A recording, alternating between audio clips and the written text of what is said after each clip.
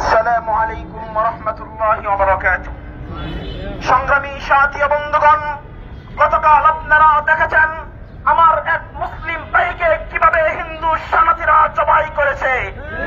শুধু